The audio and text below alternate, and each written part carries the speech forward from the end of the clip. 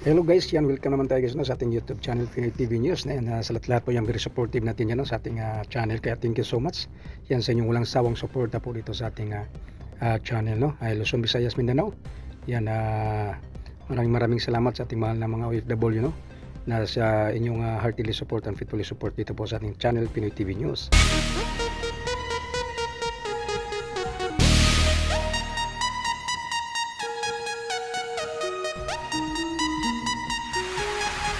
Bagong Pilipinas, kapal ng mukha, dami ng gutom at natulala. Pagbabago sa kanyang pangakong independent foreign policy, aligasyong sangkot sa ilegal na droga, umano'y pagkitil ng kanyang administrasyon sa freedom of expression. Ilan lamang ito sa mga dahilan kung bakit binawi ng isang Filipino international and human rights lawyer na base sa Estados Unidos ang kanyang suporta kay Pangulong Bongbong Marcos.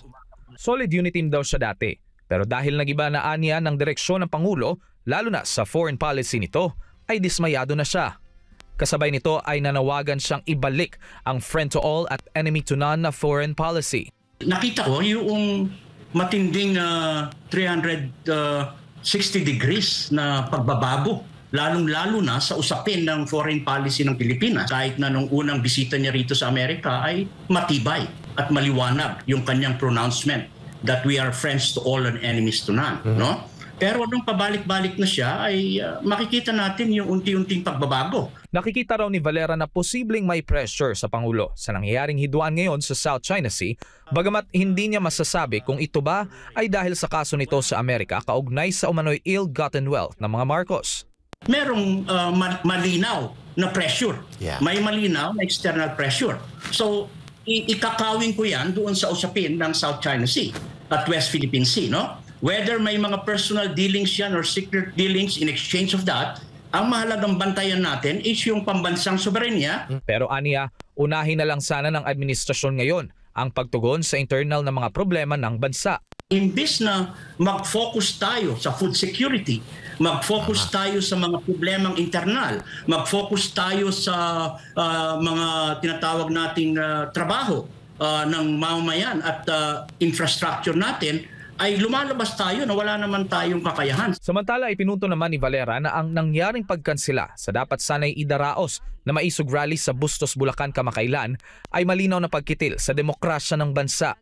Yung pagkitil at pagkitid ng demokratikong espasyo ay indikasyon yan ng authoritarianism. Yes, no? klaro. Hindi yan normal sa isang bansang demokrasya. Lalong-lalo na sa pagrespeto ng saligang batas tungkol sa malayang pananalita at sa isang matahimik na pagtitipon. Ang kontrobersyal din aniyang pagkakasangkot ng pangalan ng Pangulo sa isang dokumento ng PIDEA na nagsasabing gumagamit ito ng iligal na droga ay dapat na rin itong sagutin sa pamamagitan ng voluntaryong pagpapadrug test. Nananawagan tayo kung ayaw niya ng voluntary testing doon sa 5 sinabi ko ay nandiyan ang judicial, no? Sa judiciary ay pwede rin siyang i-compel kung merong tinatawag nating seryosong aligasyon at ebidensya, no?